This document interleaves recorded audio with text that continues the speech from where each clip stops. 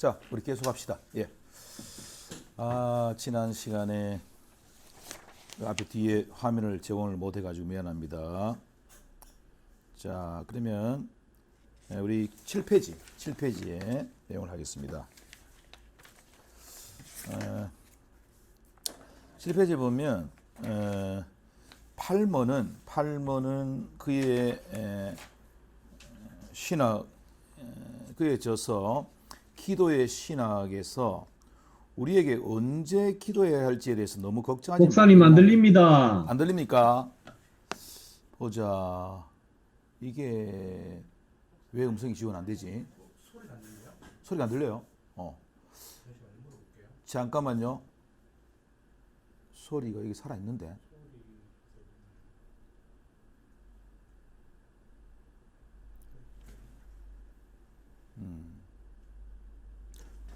잠깐만요. 됐습니까? 예, 네, 됐습니까? 네, 알았습니다. 예. 자, 다시 우리 7페이지에 팔머는 그에 져서 기도의 신학에서 우리가 언제 기도해야 할지에 대해서 너무 걱정하지 말라는 용기를 주는 아름다운 글을 썼다. 마귀가 우리의 죄성을 상기시킬 때 우리는 그것을 극복하는 법을 배워야 한다. 그렇지만 우리의 감정을 다른 방법으로 우리를 넘어뜨리려 한다. 우리는 주님이 우리를 진실히 대하신 것 같고 또 쉽게 기도할 수 있었던 때를 상기할 수 있다. 우리의 삶 중에서 때때로 기도가 심오한 기쁨이 되고 기도와 함께 비상한 능력의 축복으로 받는 특별한 시기가 있다. 그러나 팔머는 그리스도인이 항상 영적으로나 감정적으로나 정상의 상태를 유지하리라는 기대를 해서는 안 된다고 우리에게 조언을 하고 있다. 무슨 말이냐 하면 우리의 기도가 늘 항상 성령 충만하고 우리의 기도가 주님과 친밀하게 교제하고 하는 처럼 이럴 때가 있을 수 있지만은 항상 그러하냐 이 말이에요. 그죠? 그렇지 않다는 거죠. 그죠? 때로는 우리가 주님과 기도의 시간이 정말 그렇게 우리가 주님을 진실히 대하는 것 같고 또 쉽게 기도할 수 있는 때가 있었지만은 또 주님과 함께 기쁨을 느끼는 그 예를 들어서 우리 그 찬송가에 보면 그 저장미꽃 위에 있을 그 찬송에 보면 밤 깊도록 동산 안에 주와 함께 있으려 하나 또 괴로운 세상에 할 일 많아서라는 그 찬송 구절 나오잖아요. 그죠? 우리가 주님과 그렇게 깊이 교제하고 또 깊은 그런 기도의 시간을 가질 때도 있지만은 때로는 항상 그렇지는 않다는 거죠. 그죠? 팔머는 그 얘기를 하고 있습니다. 그래서 팔머는 그리스도인이 항상 영적으로 감정으로나 정상의 상태를 유지하는 기도를 해서는 안 된다고 우리에게 조언을 합니다. 사실상 내가 기도의 정상에 섰다고 생각하는 그 순간이 그는 이미 넘어진 것이기 때문이다 라고 이렇게 우리에게 그 말을 이어서 하고 있습니다. 기도에 대해서 우리가 말할 때 금식에 대한 얘기를 하지 않을 수가 없어요. 금식에 대한 것을 우리가 하지 않을 수 없는데 금식 혹은 금식기도 이렇게 말합니다만은 금식기도는 일정한 기간을 일반적으로 24시간 혹은 그 이상의 시간이나 기간을 음식을 삼가고 그 시간을 대부분 기도하는 시간으로 보내는 것입니다. 우리가 분리된 공간에서 금식하며 기도할 수도 있지만은 일상의 삶을 살면서도 금식 기도를 할 수 있습니다.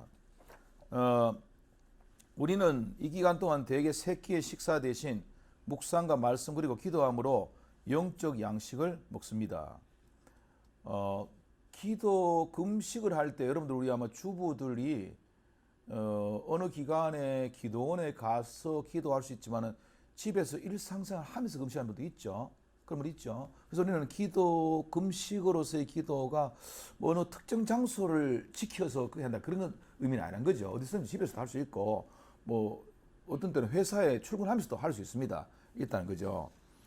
여기 합동신학교 우리 초대 총장이신 주경신학자이신 박윤선 목사님은 금식을 예배 행위로 보고 예배의 행위로서 금식이라는 말을 하셨어요. 이 말은 뭘까요? 즉 금식이 시작되는 그때부터 기도는 이미 시작되는 것이고 또한 그 시간부터 기도자는 하나님 앞에서 예배의 삶이 시작됐다라는 뜻입니다. 그러니까 금식으로서의 그 예배 행위로서의 금식을 말하고 있거든요.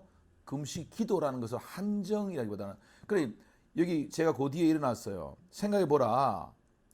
금식하면서 세상 쾌락을 누리고 세상 죄를 짓겠는가? 안 그렇습니까? 그러니까 우리가 금식이란 것은 우리의 육체적인 힘을 공급하는 제일 먼저인 입에 음식을 차단한다는 거 아니겠어요? 그죠? 우리의 육체적인 힘을 공급하는 들어오는 입에 음식이 들어오고 난 다음에 힘을 공급받아야만 다른 일도 하지 않습니까?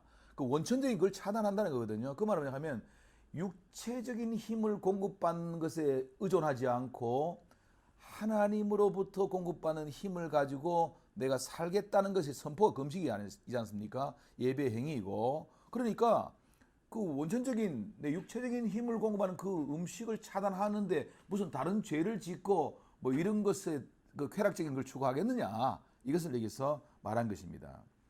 그래서 이 금식으로서의 기도 역시 성도들에게 상당히 중요한 그런 또 한 부분입니다. 아마 여러분들도 금식으로 금식 기도도 해보신 분들도 여기 많이 계실 줄 아는데 혹시 오해가 없어야 될 것 같아서 제가 이제 이 얘기를 한번 하겠습니다. 한국 교회에 이제 많은 부흥사들이 이제 금식을 했는 것을 이렇게 많이 자신들이 이렇게 가끔 간증도 하고 해요. 근데 어떤 사람들은 뭐 나는 40일을 했다, 나는 뭐 40일 금식을 뭐 2번을 여달을 했다, 이런 얘기도 많이 해요. 그래서 우리들은 이제 그런 부분을 가지고 정말 대단하다라고 생각할 수 있는데 사실 이제 그런 근거는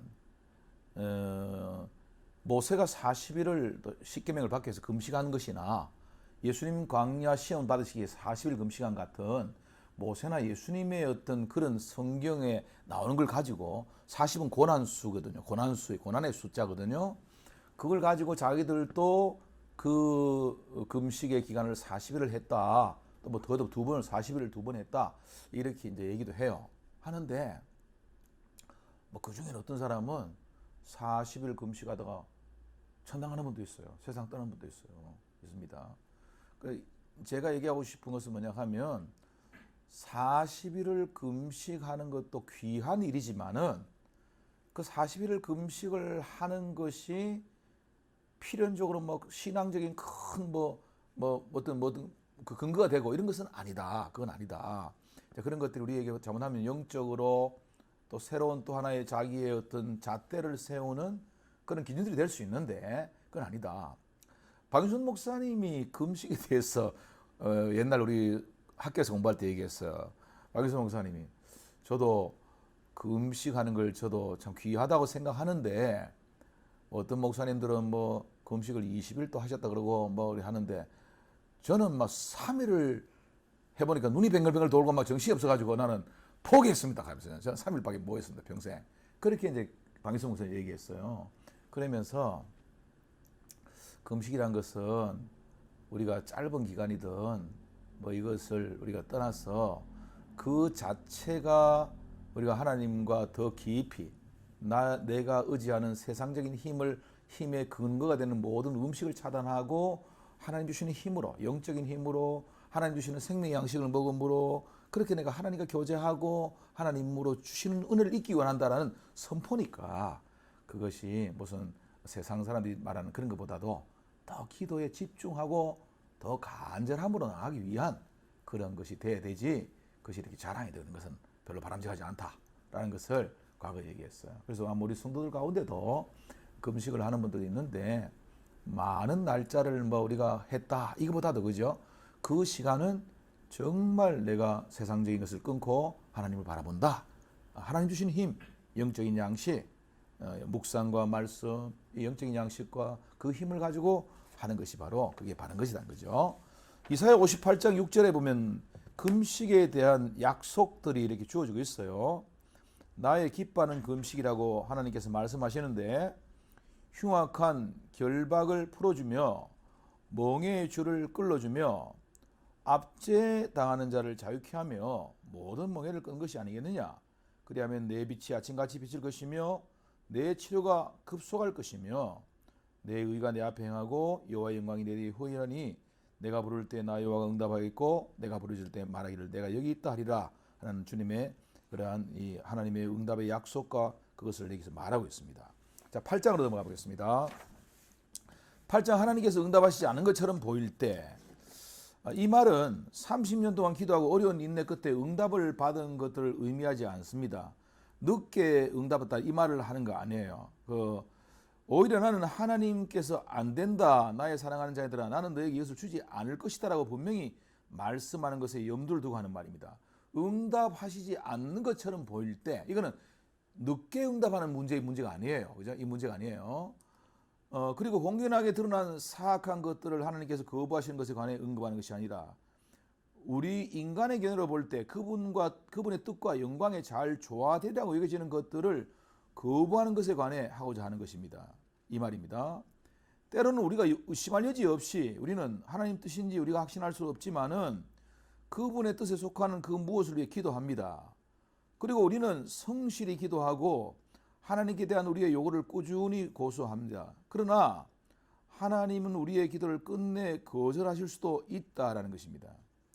종교개혁자 칼빈은 적어도 이 어려운 난제 일부분을 이해할 수 있는 적당한 단서를 우리에게 제공하는데 기독교 강요 3권 20장 52절에서 다음과 같이 말합니다.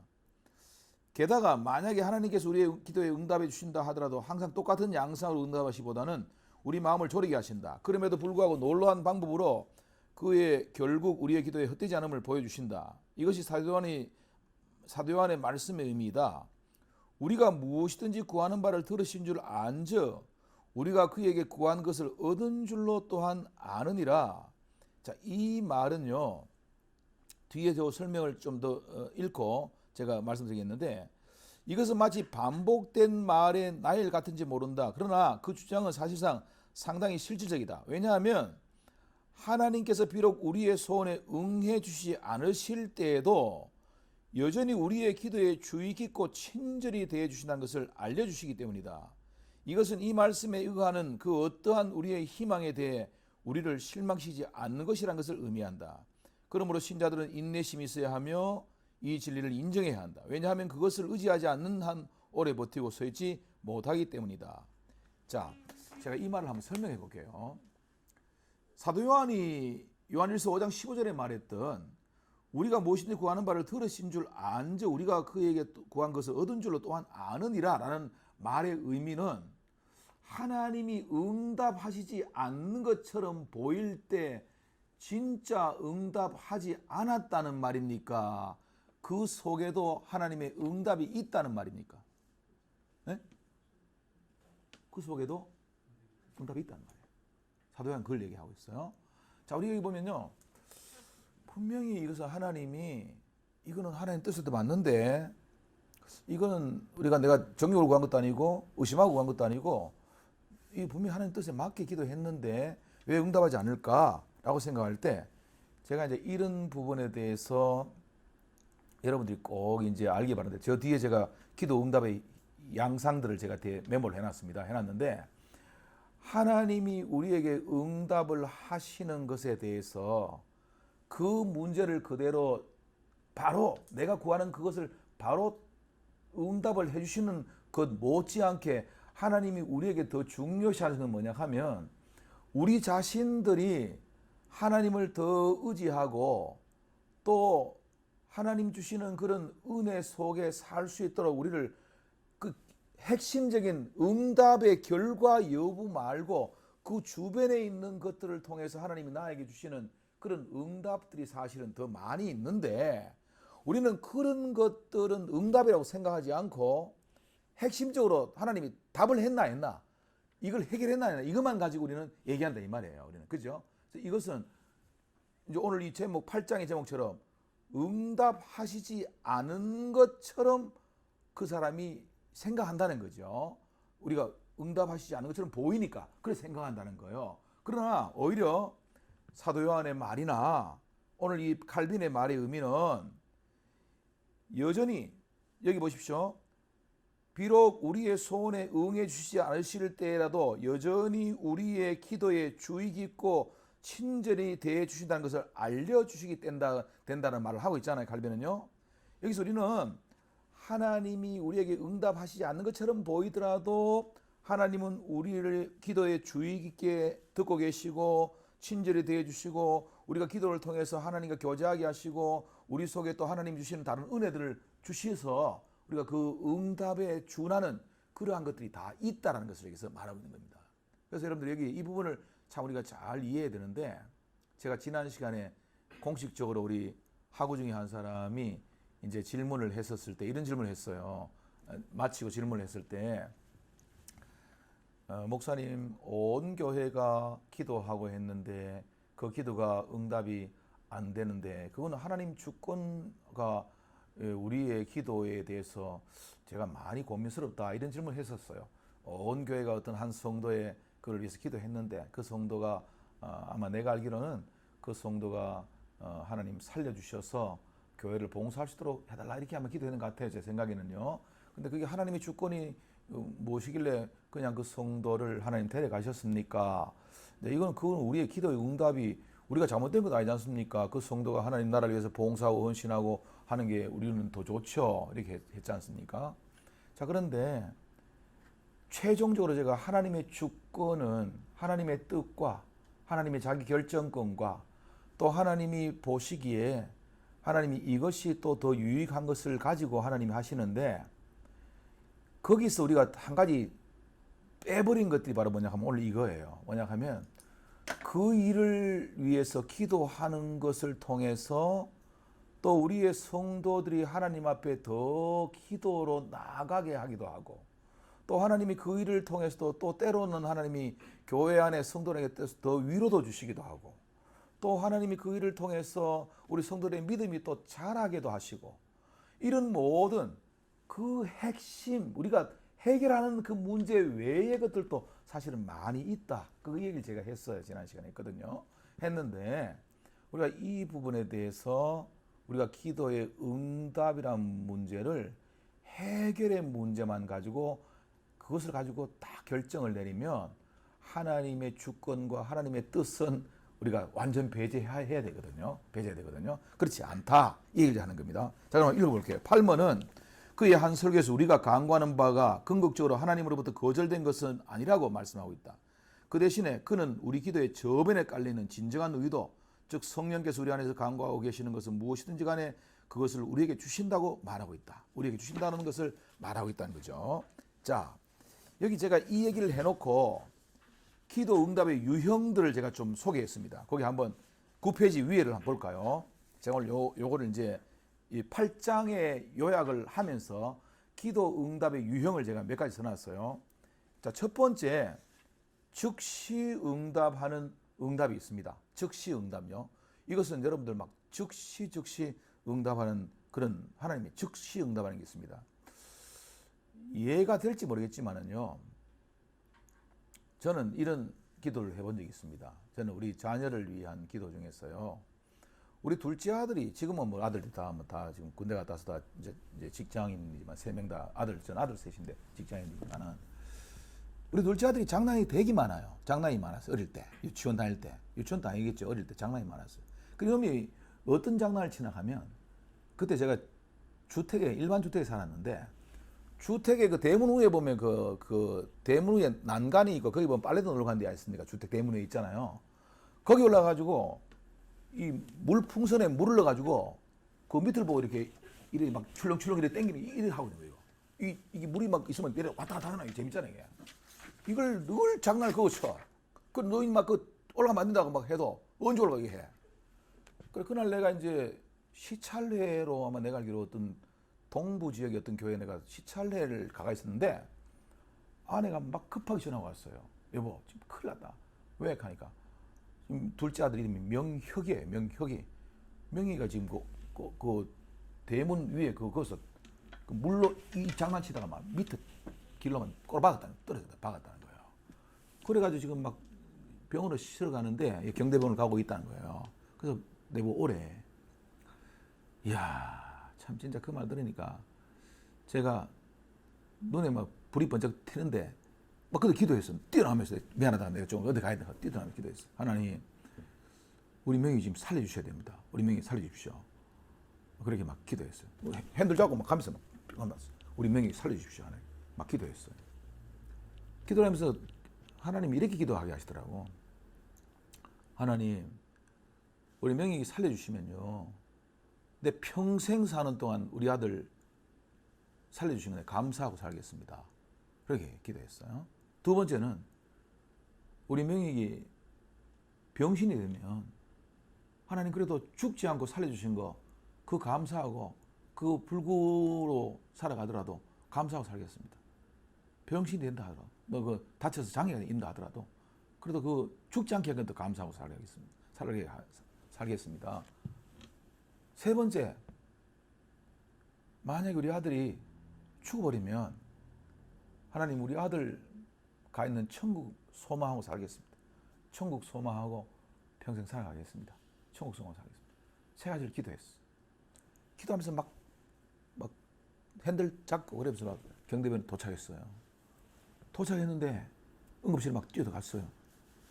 그리고 딱 들어가니까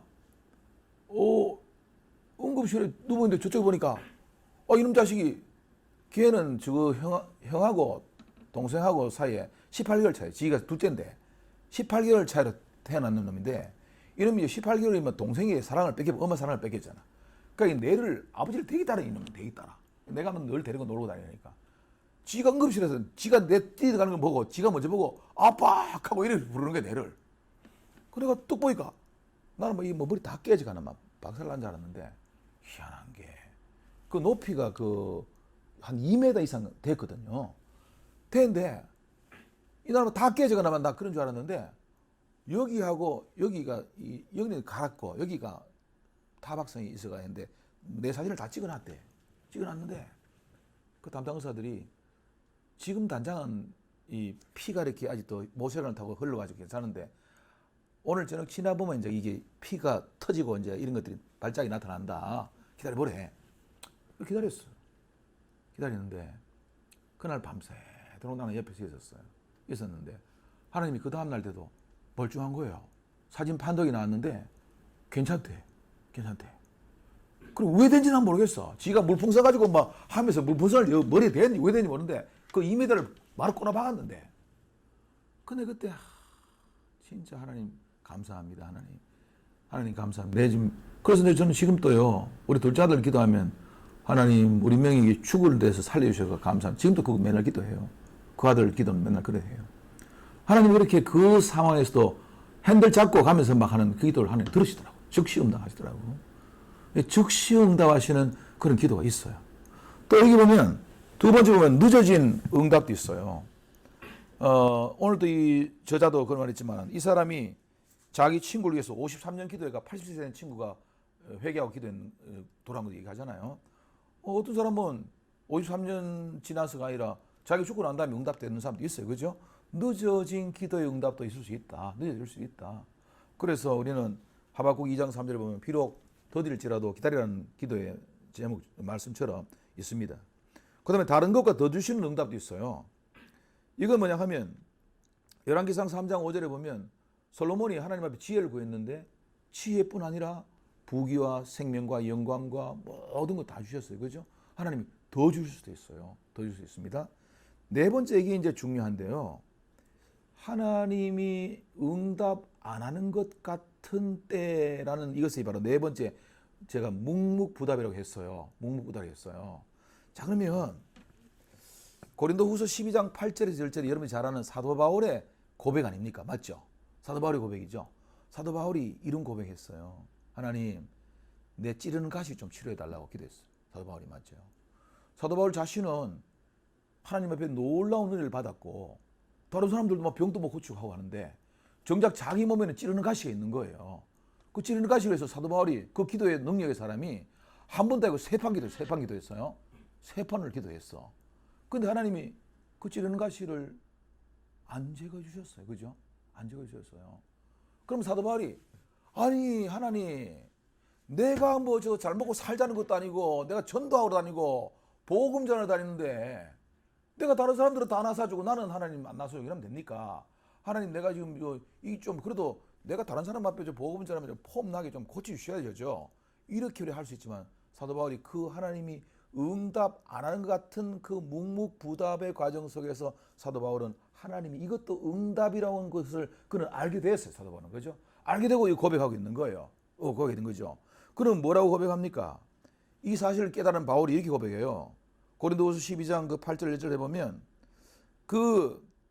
내가 그리스도를 위하여 약한 것들과 능력과 궁핍과 박해와 공고를 기뻐하노니 이는 내가 약할 그때가 강할 때다. 강함이라고 이렇게 고백하고 있어요. 이 말은 뭐냐 하면 바울은 네 은혜가 내게 족하다는 하나님의 그런 깨달음의 음성을 그가 들었을 때 네 은혜가 족하다. 바울 여러분 보십시오. 그는 수많은 은혜 받았잖아요. 그는 고린도후서 12장 1절에 보면 삼층천 천국 체험도 해요. 이런 은혜 많은 체험을 한 사람이에요. 그 네 은혜가 네게 족하고 네가 그런 많은 은혜들을 가지고 때로는 네가 스스로 자고할 수도 있고 넘어질 수도 있고 이러지만은 내가 네 속에 가시를 둔 이유는 네가 그런 것 때문에 네가 은혜로 인해서 네가 자고하고 넘어지고 쓰러지지 않게 한 것이고 또한 네가 그 찌르는 가시가 있을 때 그 기도의 제목이 있을 때 너는 하나님 더 의지하게 되고 또 그 하나님 더 의지할 때 너는 더 하나님을 더 의지하게 되니까 더 네가 하나님이 강하게 되는 네가 어떻게 보면 네 약한 그때가 강하고 하나님을 의지하는 그것이 너를 강하게 하는 것이다. 이걸 사도 바울은 깨닫게 되는 거예요. 여기서 우리가 중요한 것은 하나님이 응답 안 하시는 것 같다라는 그 속에서 사도 바울에게는 아니 가름 찌르는 가시 해결해달라는데 하나님 왜 그건 안 해주고 왜 그렇습니까? 라고 응답 안 했는 같이 느끼지만 그건 아니란 거죠. 우리 묵묵부답 같지만은 그러나 하나님을 더 의지하고 하나님 앞에 더 겸손하고 하나님의 능력을 자기 속에 거하게 하기 위해서 하나님은 사도 바울에게 기도의 또 다른 응답을 그런 묵묵부답의 응답을 하나님이 해주셨다라는 것이죠. 그죠? 그게 다르다는 거죠. 그래서 여러분들이 바로 이런 부분을 우리가 자꾸 놓친다는 거죠. 놓쳐가지고 문제 하나님은 해결만 하면 되지. 그것도 해결도 안 해주고 뭐 다른 거 그런 거 내가 관계없어서 그게 아니란 거죠. 더 중요한 부분이 있다. 이것을 우리가 알아야 됩니다. 자, 제가 어떤 부흥사 목사님이 이제 기도와 관련해서 이런 얘기를 하는 걸 제가 기억을 좀 하고 있어요. 우리가 이제 비록 더딜지라도 기다리라는 말은 하박국 2장 3절에 나오지 않습니까? 그죠? 비록 더딜지라도 기다리라. 하박국 2장 3절에 나오죠. 근데 보면 다니엘의 세 친구 사드락 메삭 아벳느고의 그 다니엘서에 보면 이런 말이 나와요. 그리 아니하실지라도라는 그런 우리 복음성가에도 나오는 그런 내용이 나오잖아요. 그죠? 거기 보면 사드락 메삭 아벳느고가 이들이 이제 느부갓네살 왕이 금신상 만들어서 절하고 하고 절 안 하면 너들 풀무불에 던진다 그래가지고 그들이 위협받지 않습니까? 그랬을 때 그들은 우리는 왕이 그 금신상 절 못합니다. 우리 못합니다 그랬어요. 그래 누구들 불에 던진다라고 합니다. 그랬을 때 우리는 불에 던져도 우리는 신상 절을 못합니다. 그래 합니다. 그때 이제 왕이 지금이라도 금신상 숭배하라고 요구를 합니다. 그때 세 친구는 우리가 더 이상 왕에 대해서 이 말에 할 말이 없다라고 얘기합니다. 우리가 섬기는 하나님께서 우리를 긍휼히 타는 불무에서 우리를 능히 건져내실 것입니다. 라고 하고 난 다음에 그들 세 명이 이런 말해요. 그리 아니하실지라도 우리는 하나님 믿습니다. 이렇게 얘기해요. 그죠? 자, 그러면 여기서 이 그리 아니하실지라는 말의 의미 속에서는요. 우리가 비록 더딜지라도 믿지만은 나중에 가서 하나님이 우리의 기도를 응답을 안 하셨다 할지라도 우리는 그래도 하나님 믿습니다. 하나님께 기도합니다. 라는 그런 의미가 속에 있는 거예요. 그 부흥사 목사님이 이 얘기를 하면서 그때 이 얘기 하더라고. 여러분, 안 돼도 믿으십시오. 안 돼도, 일이 잘 안 돼도 믿으십시오. 망해도 믿으십시오. 망해도 믿으십시오. 죽어도 믿으십시오. 그런 얘기를 하더라고요. 우리의 기도는 그래야 돼요. 기도했는데 안 돼도 믿어야 돼요. 안 돼도. 기도했는데 내 뜻대로 안 돼도 믿어야 돼요. 안 돼도. 기도하면 막 성공하고 막 내일 짜그짜그 답이 오고 이러면 좋죠. 그러나 하나님의 뜻이 그리 아니하실지라도의 믿음을 가지면 안 돼도 믿어야 돼요. 망해도 믿어야 돼요. 망해도. 죽어도 믿어야 돼요. 죽는다는 것은 순교잖아요. 순교지 않습니까? 뭐 우리가 람보도 그래 잘 싸워도 람보도 생명 하나밖에 없잖아요. 우리도 생명 하나밖에 없잖아요. 생명 하나 가지고 죽어보면 다시 어떻게 생명 다시 갈아 끼울 수도 없고 아니지 않습니까? 성도는 최고 마지막 거는 게 죽음이에요. 순교는 죽음을 거는 거예요. 죽어도 믿는 거예요. 맞죠? 순교는 죽음을 거는 것인데 생명 거는 건데 하나밖에 없는 거. 그리 안 해요. 실제로도 나는 하나님 믿는다. 하나님 내 기도 응답 안 하셔가 내 안 살려줘도 푸른불에 던져가 내 안 살려줘도 내 믿는다. 그것은 바로 기도에 있어서 이런 기도자의 모습이 그 속에 있는 거라는 거죠. 그죠? 그래서 알아야 되겠죠. 자, 오늘 이 정도 하고 이제 제가 마지막으로 주기도문 요 내용을 잠깐만 좀 제가 얘기를 해야 되겠다 싶어서요. 간단하게 넘어가겠습니다. 주기도문 4부 주님이 가르친 주기도문의 최고의 기도문을 제가 한번 얘기를 하겠습니다. 먼저 주기도문의 머릿말은요, 하늘에 계신 우리 아버지라고 말했습니다. 그래서 이것은 우리가 하나님과 우리의 아들과의 관계가 뭔가 제가 서론 부분에서 얘기를 한번 했어요. 그죠? 우리가 기도자가 응답을 받을 때는 하나님 누구신가를 알아야 되고, 두 번째 내가 하나님과 내 관계가 누군가를 알아야 된다고 얘기했어요. 그죠? 그 얘기 했습니다. 그 다음에 우리가 하나님의 약속을 알아야 된다. 이런 말 세 가지 얘기했어요. 하나님 우리 아버지라고 우리 기도한다는 것을 기억합니다. 그 다음에 기도문의 첫 기도는요, 주기도문의 첫 기도문 2번에 보면요, 이름이 거룩히 여김을 받으시옵소서라고 되어 있는 이 기도 속에는요, 이것은 우리의 기도가 하나님의 영광과 존귀와 이 모든 찬양들을 돌려지는 기도가 된다는 것을 우리에게 몰아주고 있어요. 기도 알겠습니까? 기도에 있어서 우리가 뭘 얻는 거 이것만 자꾸 초점을 맞추기보다는 사실 기도를 통해서 하나님 이름이 거룩히 여김을 받고 존귀와 찬양과 영광을 돌려드리는 것이 우리의 기도의 먼저가 되는데 이게 첫 번째 강구예요. 첫 번째 강구. 알겠습니까? 이걸 알아야 돼요. 그래서 우리는 이것을 놓치지 않아야 됩니다. 그래서 우리가 늘 이제 기도할 때 차라리 하나님 뭐 달라는 기도 이게 우리가 제일 이것만 하는데 그거 안 하더라도 찬양과 존귀와 영광을 올리는 그 기도, 이름이 거룩히 여김의 기도를 우리가 빠뜨리지 않기를 바란다는 것이 제가 얘기하는 것입니다. 세 번째, 둘째 기도로 들어가 보면요, 나라의 임하옵소서라고 되어 있습니다.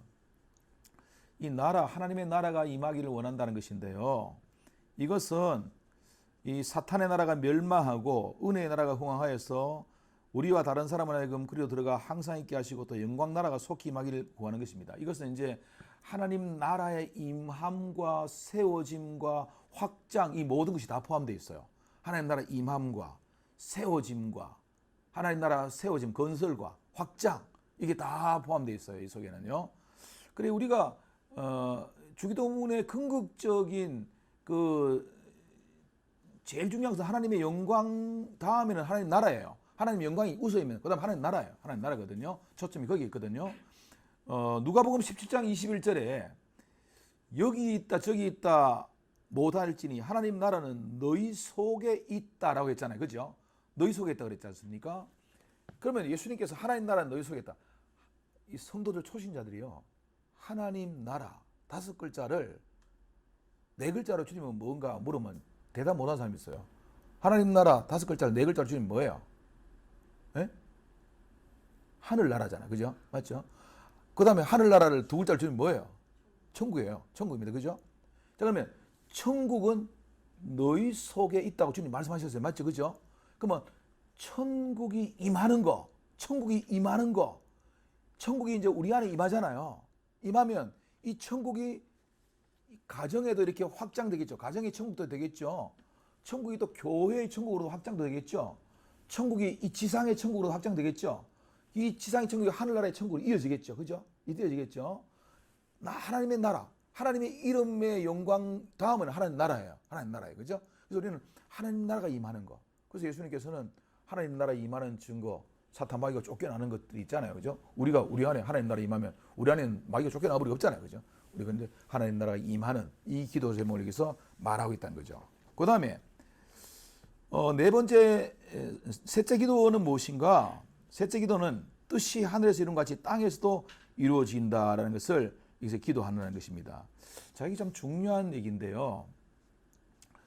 뜻이 땅에서 먼저 이루어집니까? 하늘에서 먼저 이루어집니까? 하늘에서 먼저 이루어집니다. 알겠습니까? 이건 하나님의 뜻이에요. 맞죠? 그죠? 뜻이 땅에서 먼저 이루어진 게 아니에요. 하나님의 뜻이 땅에서 이루어지는 거예요. 그죠? 예수님께서도 겟세마네 동산에서 그 십자가의 그 잔을, 고난의 잔을 받으시고 하실 때 아버지의 뜻대로 이루어지기를 주님 기도하시지 않습니까? 그죠? 맞죠? 아버지의 뜻대로 이루어지기 기도하셨지 않습니까? 그래서 우리 주님도 하나님의 뜻이, 하늘의 뜻이 땅에 이루어지는 그 기도자의 모습을 보여주셨어요. 그래서 우리는 이 기도, 우리는 뜻이 하늘에서 이룬 같이 땅에서 이루어진다. 이게 바로 주기도문의 또한 세 번째 기도가 내용이란 거죠. 네 번째 기도에 가보면 오늘날 우리에게 일용할 양식을 주옵시고라는 기도입니다. 이 일용할 양식의 기도는요, 우리가 이제 보통은 이것을 이제 일용할 일상의 빵들, 이것을 우리가 단순하게 해석하기도 좋은데, 사실은 여기서는 일용할 양식은 일상에 먹는 빵을 넘어가서 영혼의 양식도 포함되어 있습니다. 알겠습니까? 영혼의 양식도 포함되어 있습니다.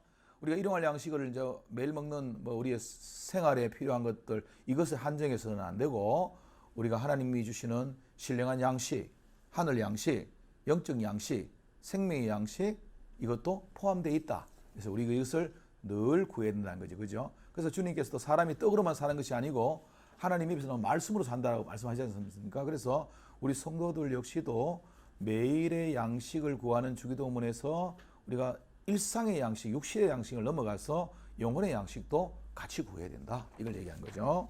자, 그 다음에 다섯 번째 기도로 넘어가겠습니다. 우리가 우리에게 죄 지은 자를 사하여 준 같이 우리 죄를 사하여 주옵소서라는 기도입니다. 이거 제가 앞에도 얘기했는데, 우리가 기도 응답받지 못하는 중요한 이유 하나가 우리가 형제의 죄를 용서하지 않는, 형제의 죄를 용서하는 이런 부분들을 제가 얘기했습니다. 그죠? 이 부분에 예수님께서 마태복음 18장 23절에 예를 하나 드셨어요. 이 부분을 가지고 예를 드셨는데요. 주인에게 1만 달란트 빚진 자가 주인에게 그 탕감 받잖아요. 그죠? 탕감 받고 나간 이 사람이 길에 떡 나가니까 자기에게 100데나리온 그 빚진 사람을 만나가지고 그를 잡아서 막 그에 대해서 니네 빚 안 갚나 하고 막 그를 막 때리고 옥에 가두고 했어요. 근데 그 말을 듣고 주인이 다시 그를 불렀어요. 그죠? 그래가지고 그 사람에 대해서 니는 내인데 1만 달란트를 네가 빚을 탕감받는데 그에게 네가 그 100데나리온을 가지고 그래 하느냐? 주인이 마태복음 18장 33절에 보면 내가 너를 불쌍히 여긴 것 같이 너도 내 동관을 불쌍히 여김이 마땅치 아니하냐? 라고 책망하시고 35절에 너희가 각각 중심으로 내 형제를 용서하지 아니하면 내 천부께서도 너희에게 이와 같이 하시리라 라고 주님께서 이 비유를 드셔요. 우리가 우리의 형제에게 죄를 용서하고 기도하는 이런 모습을 가져야 됩니다. 여러분, 참 용서가 쉽지 않죠. 용서가. 여러분들 용서를 잘 하는 분들이 있다면 저는 하나님 은혜인데, 용서할 수 있는 힘과 능력을 달라고도 기도해야 돼요. 용서할 수 있는 힘과 능력을 달라고도 기도해야 돼요. 그래서 우리가 참 내 힘으로 안 돼요. 그래서 그것을 우리가 기도해야 한다는 거죠. 자, 7번째 주기도문의 6째 기도는 무엇인가? 우리를 시험에 들게 하지 마옵시고 다만 악에서 구하옵소서라는 기도입니다. 여기 참 이 기도는요, 참 매일 참 드려야 됩니다. 매일 드려야 됩니다. 마귀는 시험을 할 때, 예를 들어서 우리는 이제 오늘 종강하면 또 이렇게 한 학기를 또 쉰다 이 말이죠. 학생들이 방학하면 쉬듯이 쉬는데, 마귀는 방학이 있습니까? 방학이 없잖아, 그죠? 마귀는, 그죠? 마귀는 계속 우는 사자처럼 덤비들건데 기회를 안 줘요. 우리 보고 마귀가 야, 니도 좀 쉬다가 좀 쉬다 하자 이런 거 없잖아요. 마귀는 방학이 없잖아요. 마귀는 늘 우리를 우는 사자처럼 넘어뜨리려고 하고 있습니다. 우리가 섰다고 생각하는 순간에 넘어뜨리는 거예요. 그래서 우리는 시험에 들지 않기 위해서 매일 기도해야 됩니다. 매일 기도해야 됩니다. 시험에 들지 않기 위해서 매일 기도해야 됩니다. 악에서 구해달라고 매일 기도해야 됩니다. 마지막 구절은 우리가 나라와 권세와 영광이 아버지께 영원히 있다라는 기도입니다. 제가 요 주기도문은 제가 이렇게 간략하는 것은 여러분들이 주기도문 따로 또 우리 강의를 한번 또 할 수 있는 기회도 있을 것 같아서 다른 분들에게 들을 수 있는 기회도 하고, 참고 자료를 한번 보십시오. 예수님의 기도 모습을 제가 한번 설명을 하겠습니다. 우리의 모범이신 예수님 기도 모습 세 번째 한번 볼게요. 그 마지막에 보면 새벽 미명에 한적한 곳으로 가셔서 기도하셨다 이랬어요. 그죠? 예수님. 그런데 이제 우리 사실은 새벽 기도회가 한국 교회가 제일 열심이고 제일 그러지 않습니까? 그죠? 그런데 이제 우리 옛날에 어떤 젊은 목사님이 막 새벽 기도하기 힘들어가지고 어느 자식이 새벽 기도를 만들어가지고 일어나고 막 감을 찔렀는데 예수님이 새벽 미명에 기도를 받으셨어요. 그래가지고 아이고 싶어 그랬는데 이것은 아까도 얘기했지만은 우리의 아침의 첫 시간 세상과 만나기 전에 사람과 만나기 전에 하나님과 먼저 교제하는 그 모범을 예수님을 보셔야 돼. 이 말이죠. 그죠? 새벽 미명에.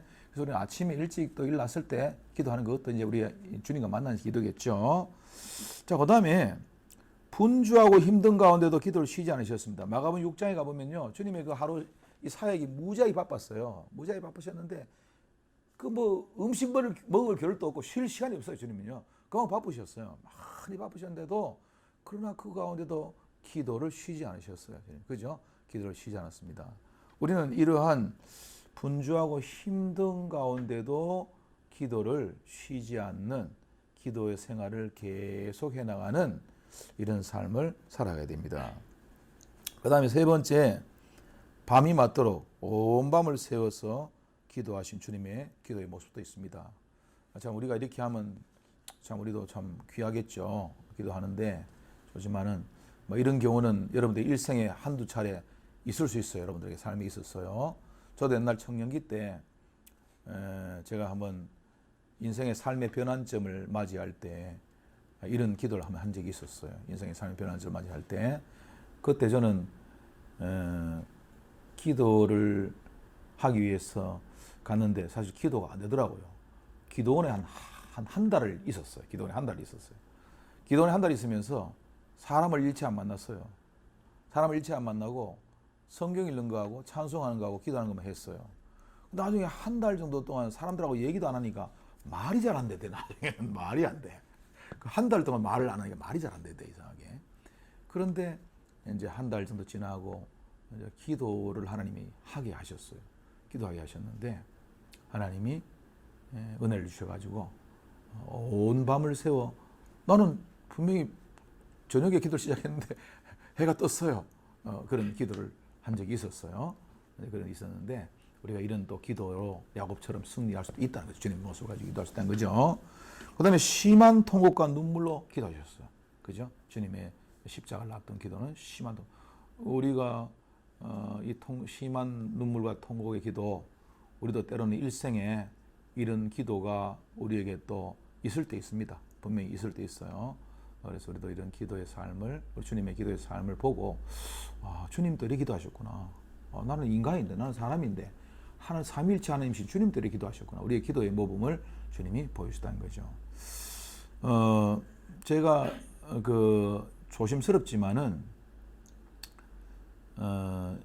이 방언에 대한 문제에 대해서 이제 조금만 얘기를 하고 수업을 마치겠습니다. 어떤 성도가 그런 말을 했어요. 저에게 목사님 그 방언을 그거 다 받아야 좋은 거 아니에요? 그러면서 저에게 물었어요. 근데 방언에 대해서는요, 여러분들이 이제 이해가 우선 있어야 되는 것은 하나님은 하나님의 뜻대로 하나님의 은사로서 하나님이 은혜 위에 더 주는 은사로서 하나님 기쁘신 대로 나눠주셔요. 방언의 은사를 주셔요. 그래서 하나님은 어떤 사람에게 방언의 은사가 필요하다라고 하면 그들에게 하나님의 뜻대로 방언의 은사를 주셔요. 제가 또 이제 방언의 은사를 이렇게 나름대로 정리를 제가 해보니까 이렇더라고요. 초신자인데도 하나님이 때로는 방언의 은사를 줄 수도 있어요. 초신자인데도 줄 수 있어요. 예를 들어서 어떤 경우냐 하면요. 그 사람들이 교회 처음 나왔는데 하나님 살아계심을 하나님이 그들에게 알게 하고 믿게 하고 구원의 확신을 갖게 하기 위해서 초신자들에게도 방언의 은사를 주셔요. 이제 제가 과거에 우리 교회에 있었던 어떤 한 여집사인데 그때 부흥회를 했었는데 부흥회를 하는데 그날 저녁에 마치고 내가 새벽에 그 여집사 내가 이제 그때 새벽 기도 멀리서 내가 태우러 갔어요. 태우러 갔는데 내보고 이러더라고. 목사님 어젯밤에요 내가요 무슨 말인지 모르는데 막 내가 막 기도를 하고 이랬는데 막 나도 모르게 이 말이 주체가 안 돼가지고 막 기도를 했는데 지금도 막 눈만 감으면 기도 막 그런 거 나와요. 그 방언 연사를 받았어요, 이 사람이요. 받았는데 그렇게 기뻐하고 이 사람이 이 생판 우리는 말하면 생짜배기였거든. 왕초보였거든 신앙이. 완전 신앙이 달라져 버린 이 사람이. 하나님이 그 사람에게 하나님 살아계심을 자기도 모르게 막 입에서 막 천국의 말들이 막 천사의 말들이 막 나오니까 나도 이게 뭐 뭔지 모르겠는데 막 자기가 막 그래 나중에는 막 어이구 이 기도를 끝해야 되는데 끝이 안 나가지고 막 그 부흥의 기간이 끝났는데 그 얘기를 했어요. 하나님이 그 사람에게 하나님 살아계심을 구원의 확신에 대한 것을 주시려고 하기도 해요. 또 방언의 은사를 주시는 경우에 이런 경우도 봤어요. 그 사람이 어떻게 어떤 큰 문제를 해결해야 될 문제가 있는 사람이에요. 해결해야 될 문제가 있어요.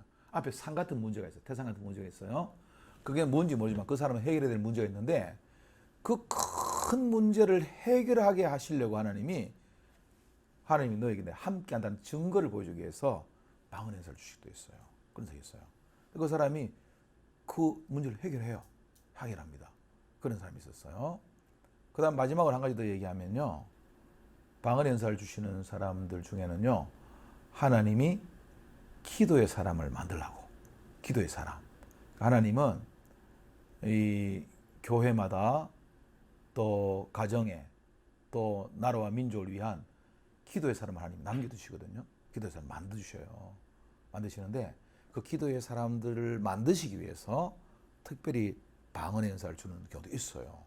방언으로 기도할 때는 또 기도를 또 오래 할 수 있고 좀 더 또 힘있게도 기도할 수 있거든요. 그러니까 기도의 사람으로 만드시려고 그렇게 하나님이 주시기도 해요. 그 외에도 있겠죠. 그래서 제가 그래서 우리가 과거에 이제 잘못된 이단이 한번 나온 적이 있었어요. 그게 바로 뭐냐 하면 고신 계열에서 나온 그 뭐 고신도 진짜 고신도 아닌데 방언을 못 받으면 구원 못 받았다라는 이단이 나왔었어요, 과거에. 그건 그렇지 않아요. 목사들 중에서도 방언을 받지 않은 분들 많이 계셔요. 많이 계시고요. 이런 얘기를 하면 여러분들 이해가 될지 모르겠는데 그 혹시 이제 우리 아마 조금 이렇게 세상을 또 이렇게 좀 오랫동안 사신 분들은 좀 알 수 있는데 우리 하고 들었던지 모르겠는데 황상선 변호사라고 혹시 기억하셔요? 황상선 변호사. 이분이 누구냐 하면요. 이 사람은 그 서울대 법대를 나와가지고 우리나라 최초의 여자 판사 된 사람이에요. 황상선 변호사요. 최초의 판사가 된 사람이에요. 이 사람은 과거에 환경부 장관도 했고 세문안교회 김동익 목사님 사모님이에요. 황상선 변호사. 이 사람은 유명한 사람인데 이 사람이 그 사모인데 그 세문안교회 안에 막 사람들 막 기도 많이 하는 사람이 많이 있는데 사모도 자기는 방을 못 하는 거예요. 그래가지고 이거 뭐 사모님이 그 뭐 좀 방언도 막 하면 좋겠고 이래가지고 그 이분이 나중에 하나님께 매달렸어요. 하나님, 아이고 하나님 내가 방언을 좀 해야 되겠는데, 저 집사도 다 방언하고 하는데 내가 이 폼이 안 나가 되겠습니까? 저 사모 내 방언 좀 하게 해주세요. 막 그렇게 매달렸어요. 막 그래 막 매달리가 막 금식하고 막 그런 매달렸어요. 아무리 해도 하나님 방언을 안 주시대, 안 주시대. 그래서 그 사람이 깨달았어요.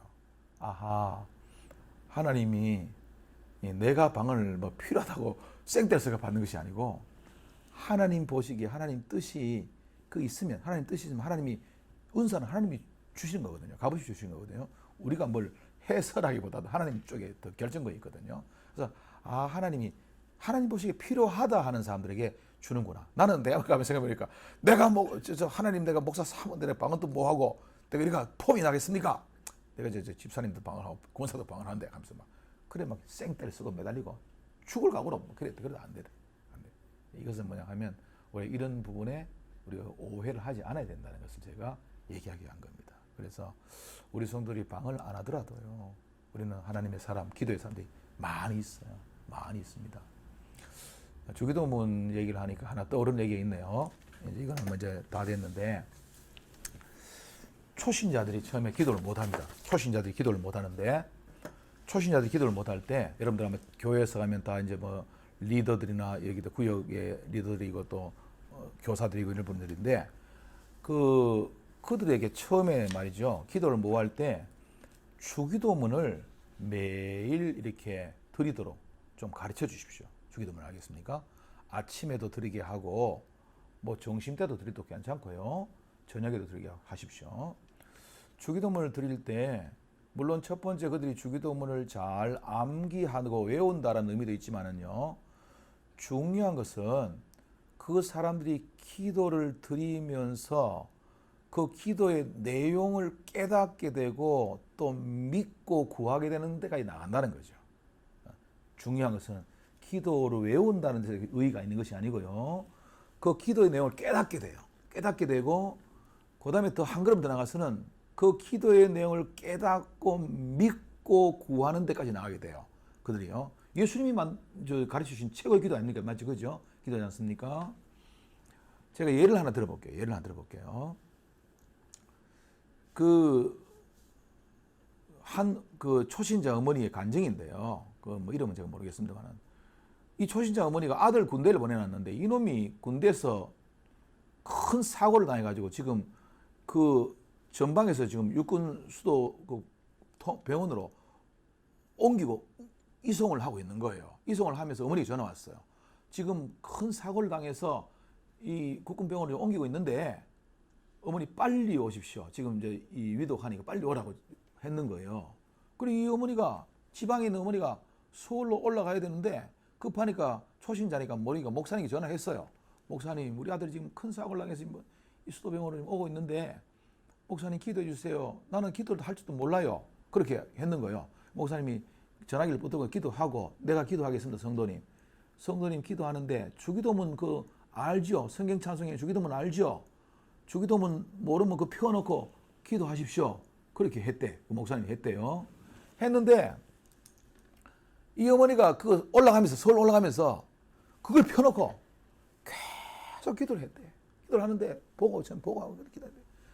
나중에는 이 어머니가 처음에는 뭐 그 믿음이 좀 초보니까 뭐 알겠어요. 처음에 못 보고 기도했는데 나중에는 그 기도하기 시작하면서 자기도 모르게 그 기도에 대해서 하나님이 은혜를 주시기 시작했는데 막 믿음을 가지고 막 기도하기 시작한 거예요, 어머니가. 근데 하나님이 놀라운 일이 났어요. 그 아들이 그 병원으로 옮길 때 생명의 위급에서 죽을 위기였는데 하나님이 그 어머니가 그 도착했을 때 수술을 해가지고 깨끗하게 건강하게 살아났는데 그 어머니 간증을 했어요. 나는 진짜 아무것도 모르고 목사님이 주기도문 해라 해가지고 주기도문 가지고 기도했는데 처음에 나 뭣도 모르고 막 잃고 이랬는데 나중에는 그 기도문이 무슨 말인지 깨닫게 되더라. 그 다음에 그 한마디를 내가 붙들고 내가 막 믿고 하나님을 기도했다. 하나님 기도했다. 그래서 내가 이런 기도에 응답을 받았다. 우리 아들 하나님이 기적으로 살렸다. 죽는 아들을 살렸다. 이런 간증을 했어요. 제가 얘기하고 싶은 것은 우리 여기 있는 분들은 기도가 이제 어느 정도 훈련이 된 분이지만은 초신자들은 기도를 못한 분이 많아요. 그들에게는 주님이 가르치신 최고의 기도문을 가르치십시오. 그들이 처음에는 외우지만은요, 나중에는 뜻을 깨닫게 되고요, 믿고 기도하게 돼요. 그래 되면 놀라운 역사들을 체험한다는 거죠. 그래서 우리 기도문 안에는 우리가 구해야 될 기도 다 있습니다. 네. 오늘 여기까지만 하겠습니다. 여러분 강의 들어주셔서 감사합니다. 제가 기도 한번 하고 마칠게요. 하나님 감사합니다. 우리 바이블 플러스 우리 학우들 이렇게 하나님 말씀 사랑하는 마음을 가지고 저들이 이렇게 모여서 말씀 배우고 또 기도에 대해서 또 우리 같이 공부하게 하심을 감사합니다. 하나님 이 가운데 저들 기도의 사람들 많이 세우셔서 자신도 세우고 가정도 세우고 교회도 세우고 하나님 나라와 이 나라 민족을 세우는 우리 귀한 기도의 사람들이 많이 일어나게 하시옵소서. 주님 또 이 한 학기를 저들도 감당할 수 있도록 은혜 주신 것 감사합니다. 시간, 건강, 환경, 여건 허락하신 주님께 감사를 드리옵고 또 다음 학기도 잘 준비할 수 있도록 은혜 주시를 믿사옵고 예수님 이름으로 기도드립니다. 아멘.